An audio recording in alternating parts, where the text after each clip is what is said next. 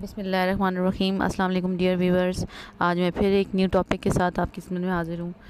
तो आज मैं डिस्कस करूँगी क्लास 9 के कंप्यूटर साइंस के chapter number 1 problem solving method में एक्सरसाइज के अंदर जो फ़्लो चार्ट दिए गए हैं उनको किस तरह से आपने ड्रॉ करना है। तो फ़्लो चार्ट में आपके पास सिंबल्स होते हैं। स्टार्ट के लिए ओवल शेप, इनपुट के लिए पैरेललोग्राम, प्रोसेसिंग के लिए आपके पास रेक्टेंगल सिंबल, डिसीजन मेकिंग के लिए आपके पास डायमंड सिंबल और कनेक्टर्स होते हैं इन सब सिंबल्स को ज्वाइन करने के लिए, और ओवल शेप ही में आप जो है वो एंड करते हैं। तो एक फ्लो चार्ट है, draw flow chart that input two numbers n1 and n2, determine whether n1 divides n2 or not. तो उसके लिए सबसे पहले आपने स्टार्ट के सिंबल में जाना है। ठीक है, स्टार्ट के सिंबल में आपने लिखना है स्टार्ट या बिगिन लिख सकते हैं। ठीक है, फिर है पैरेललोग्राम, उसमें आपने 2 नंबर इनपुट करने हैं। अब यहाँ पर आप n1 n2 के साथ n1 इज़ इक्वल टू करके और n2 इज़ इक्वल टू करके 2 वैल्यूज़ लिखेंगे। लेट्स से 10-20 लिख लेते हैं, 10-15 लिख लेते हैं, 10-13 लिख लेते हैं। It ups to the user. आगे आपने कंडीशन स्पेसिफाई करनी है कि n1 जो आपने नंबर एंटर किया है उसको अगर n2 से डिवाइड करें तो उसका मॉड्यूलस n1 मॉड n2 जो है रिमाइंडर 0 आया आपके पास। ठीक है, अगर तो आप येस करेंगे, मतलब अगर ये मॉड्यूलस के बाद रिमाइंडर 0 आ जाता है, पहले नंबर को दूसरे नंबर से डिवाइड करें तो आपके पास रिमाइंडर 0 आ जाता है, तो वो क्या उसको डिसाइड, उसमें क्या स्टेटमेंट है, print n1 not divide n2। ठीक है, और अगर नो आ जाती है आपके पास, और अगर नो आ जाता है तो इसका मतलब है कि n1 जो है वो डिवाइड हो जाता है n2 पे। ठीक है, इसका ये मतलब है कि पहले नंबर को आपने दूसरे नंबर पे डिवाइड किया, ठीक है, वो पूरा डिवाइड हो गया और आपके पास रिमाइंडर 0 आ गया। तो येस, मतलब आपकी कंडीशन सेटिस्फाई हो गई। तो फिर आपने लिखना है कि अब n2 जो है ना वो n1 को डिवाइड नहीं करेगा। वो इस केस में ऐसा है कि ऊपर अगर आपके पास बड़ी वैल्यू है, डिनोमिनेटर में आपके पास छोटी वैल्यू है, तो n1 मॉड n2 में रिमाइंडर 0 हो गया, मतलब वो पूरा डिवाइड होगा। उसी को आप उलट करें। ठीक है, तो वो आपके पास जब न्यूमरेटर में ज़्यादा वैल्यू हो जाती है, डिनोमिनेटर में कम वैल्यू हो जाती है और डिनोमिनेटर में ज़्यादा वैल्यू हो जाती है, तो फिर आपके पास नंबर डिवाइड नहीं होता। तो इस वजह से यहाँ पे लिखा हुआ है कि n1 जो है ना अब वो n2 से डिवाइड नहीं होगा येस वाली कंडीशन में। ठीक है, ये देखिए ये येस वाले में। और नो वाले में है कि अगर आपके पास जो है n1 पहला नंबर दूसरे नंबर को डिवाइड नहीं करता, तो इसका मतलब है कि पहला नंबर बड़ा है और दूसरा नंबर छोटा है, तो आपने दूसरे नंबर को इससे डिवाइड कर दिया है पहले नंबर को। तो इस तरह क्या हो गया कि वो कंडीशन तो आपकी नो हो गई ना, लेकिन स्टेटमेंट ये वाली प्रिंट होगी कि n1 डिवाइड ऑन n2। अब आपने क्या करना था, weather n1 divides on n2 or not, मतलब आपने ये लाना था। तो आपकी जो नो वाली साइड पे जो लिखा हुआ है ना ये प्रिंट होके आ जाएगा। अब आपने इनको ज्वाइन करना है कनेक्टर सिंबल के साथ। ठीक है, और कनेक्टर को फिर आपने स्टॉप या एंड पे कर देना है। और ये जो सिंबल्स हैं, ये येस एंड नो जो कंडीशंस हैं, ये एट द सेम टाइम सारी की सारी इकट्ठी दोनों जो हैं एग्जीक्यूट नहीं होंगी। ठीक है, या तो आपके पास ये वो मैप वाली बात है ना कि अगर आप राइट साइड जाएं या लेफ़्ट साइड जाएं, एट द सेम टाइम आप दोनों साइड्स पे नहीं जा सकते। अगर ये कंडीशन आपकी होती है, येस हो जाता है, तो ये स्टेटमेंट प्रिंट होगी और यहीं से वो एंड पे चला जाएगा, स्टॉप पे रिजल्ट प्रिंट कर देगा। ठीक है, और अगर नो हो जाती है तो वो राइट साइड वाली स्टेटमेंट को फॉलो करेगा। जी, नेक्स्ट फ्लो चार्ट है draw flow chart to find LCM of 2 numbers. तो बिल्कुल सिंबल्स आपके पास वही यूज़ होंगे, आपने 2 नंबर्स एंटर करने हैं। देखिए, अब एलसीएम जो है ना आपके पास कॉमन, हम मैथ्स में पढ़ते हैं लीस्ट कॉमन फैक्टर्स। एक नंबर है 2 और 4, आपने उनका एलसीएम लिया तो ऑब्वियसली जो बड़ी वैल्यू है वो आपके पास उसमें आ जाएगी एलसीएम में, यानी 4 उसका एलसीएम आ जाएगा। अब यहाँ पर सिंपल फार्मूला बताया गया है कि अगर आप देखें ए बी से ग्रेटर है, ठीक है, ए 2 है और बी आपने 4 रखा है, ए बी से ग्रेटर है, यस, तो फिर वो एलसीएम क्या हो जाएगा, अगर ए 4 है ना और बी 2 है तो एलसीएम ए के इक्वल आ जाएगा, यानी एलसीएम 4 आ जाएगा। ठीक है, लेकिन अगर ए जो है वो 2 है और बी जो है वो आपके पास 4 है, तो अब इस केस में आपके पास जो बी है ना वो ग्रेटर नंबर है, तो ये कंडीशन नो हो रही है ना। तो नो में क्या लिखा हुआ है कि अब आपका एलसीएम जो है वो बी के इक्वल आ गया। यहाँ पर मैं आपको बताते चलूँ कि एक्स जो है वो आपके पास बता रहा है एलसीएम को। ठीक है, एक्स हमने एलसीएम को डोनेट करने के लिए यहाँ पर लिखा है। जी, ये तो हो गई हमने इनको कनेक्टर से ज्वाइन कर लिया, या राइट साइड वाली कंडीशन जो है सेटिस्फाई होगी और ये स्टेटमेंट प्रिंट होगी, यानी आपका एलसीएम ए के इक्वल आएगा या आपके पास बी के इक्वल आएगा। फिर एक अगेन आप कंडीशन सेटिस्फाई करेंगे। अच्छा जी, उसके बाद फिर आपने देखना है अगेन कंडीशन में कि आपका जो एलसीएम आया है यानी एक्स 4 आया था ना, ठीक है, तो वो 4 मॉड ए, यानी वो ए को भी डिवाइड करता है और रिमाइंडर जो है 0 आ जाता है, यस, ठीक है। और अगर नो तो फिर वो वापस लेके नंबर में एक और नंबर प्लस करेगा और उसको आपके एलसीएम से डिवाइड करेगा और फिर वापस लेके आएगा, ठीक है। अगर तो ये यस हो जाता है, जैसे आपके पास x2 था ना और x4 है, तो ये हम डिवाइड करेंगे तो ये आपके पास पॉइंट्स में आंसर आ जाएगा, तो वापस यहाँ आ जाएगा। 2 में फिर 1 प्लस करेगा 3 को 3/4 करेगा, ठीक है, तब भी नहीं हो रहा। 9 में फिर वो वापस जाएगा यहाँ पे एक और दूसरा नंबर लेगा 4।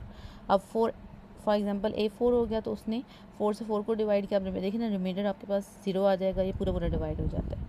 फिर वो इसी एलसीएम वाले नंबर यानी 4 को आपकी वैल्यू जो B की है उससे करेगा डिवाइड, ठीक है। तो चूँकि B ऑलरेडी 4 था तो 4/4 आपके पास पूरा डिवाइड हो गया, रिमाइंडर 0 आ गया, यस। तो अब वो मतलब ये कंडीशन प्रॉपरली आपने उसने चेक कर लिया है कि आपका जो एलसीएम है वो ठीक फाइंड आउट हुआ है, तो वो प्रिंट कर देगा रिज़ल्ट, यानी प्रिंट एक्स एलसीएम प्रिंट हो जाएगा आपके पास। जी, नेक्स्ट फ्लो चार्ट है आपके पास, draw flow chart that input a number and display its factor. तो उसके लिए स्टार्ट इनपुट नंबर, यानी आपने एक नंबर निकालना है जैसे 4, 8, 10, तो उसके आपने फैक्टर्स निकालने हैं, ठीक है। उसके फैक्टर्स निकालने के लिए आप पहले पैरेललोग्राम में इनपुट देंगे, इनपुट नंबर। अब आपने फार्मूला क्या बताना है, i = 1,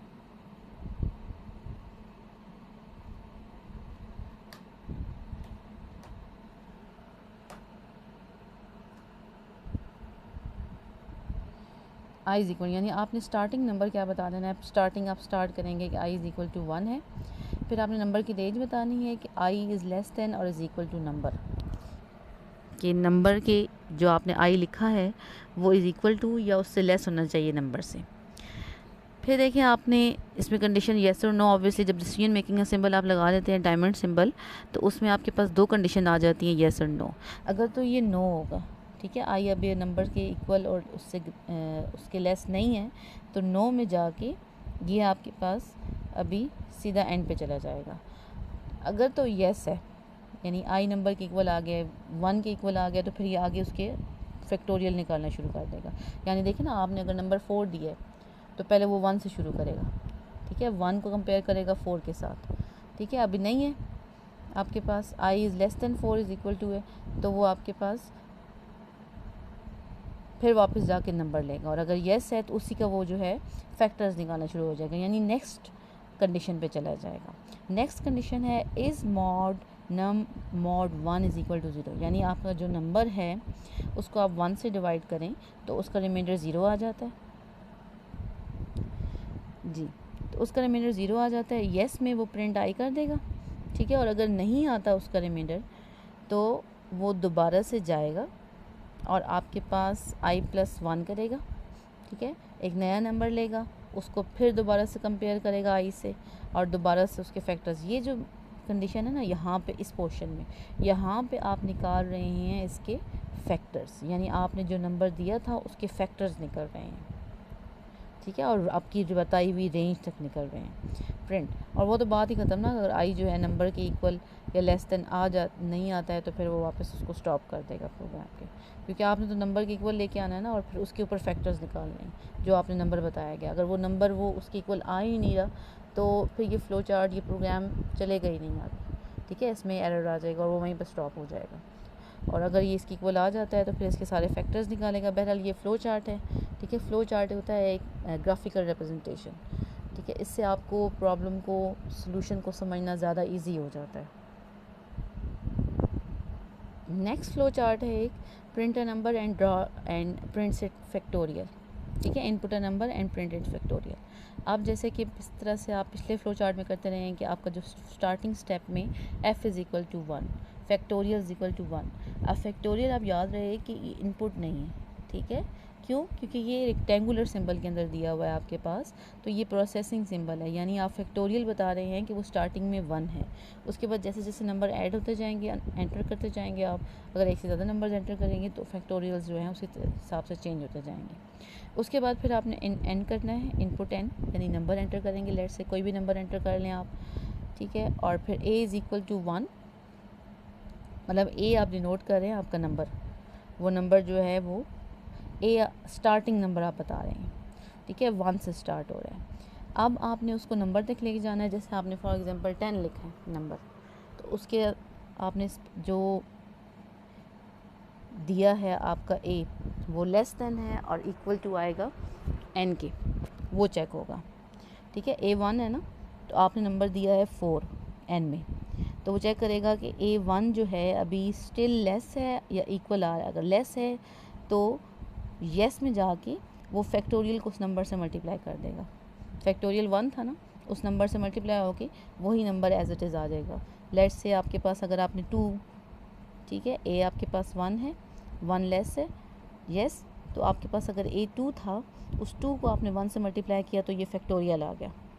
अब आपने अगला नंबर लेना है, ठीक है, 2 ले लिया, 2 से अगला नंबर कैसे आएगा? A is equal to A plus 1, यानी आप ए की वैल्यू जो 2 थी, पहले 1 थी, उसमें फिर 1 प्लस किया 2 हुआ, 2 में फिर 1 प्लस किया 3, मतलब ये तो मैं आपको एग्जांपल दे रही हूँ ना, ठीक, 3 या 4 आप ए लिख लें, लेकिन आप इसमें 100 तक 200 तक नंबर्स भी लिख सकते हैं।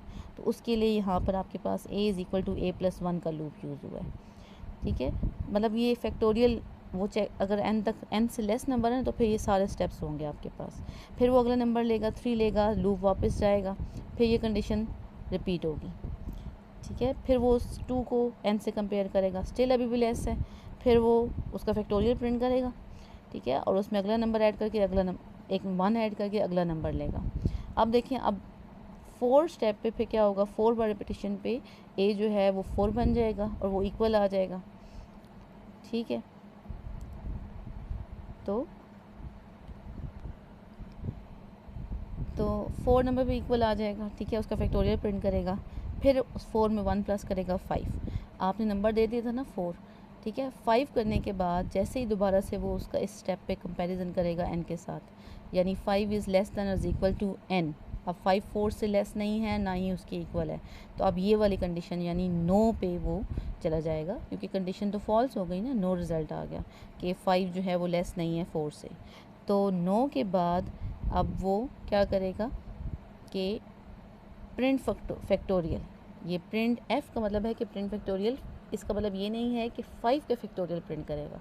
इस प्रिंट एफ का मतलब है कि जितने भी नंबर्स दिए गए थे 1 से लेकर 4 तक, उन सब के फैक्टोरियल्स जो हैं वो प्रिंट कर देगा और आपका प्रोग्राम यहाँ ख़त्म हो जाएगा, यानी उसके बाद आपने यहाँ पे ओवल शेप लगा लेनी है। तो ये है आपकी क्लियर अंडरस्टैंडिंग इन सारे फ्लो चार्ट्स की जो आपके बुक में दिए गए हैं यूनिट 1 के अंदर। आई होप सो कि आपको क्लियर अंडरस्टैंडिंग होगी। इसमें एक लीप ईयर वाला प्रोग्राम था जो कि मैं एक पहले जो वीडियो अपलोड की थी उसमें आप लोगों को समझा चुकी हूँ। तो अगर आपको कोई भी और क्वेश्चन या इसमें कोई कन्फ्यूजन हो तो आप कमेंट कर सकते हैं, और अगर आप चाहते हैं कि इसी तरह के मज़े की वीडियोज़ बनाती रहूँ तो kindly subscribe my YouTube channel. Thank you.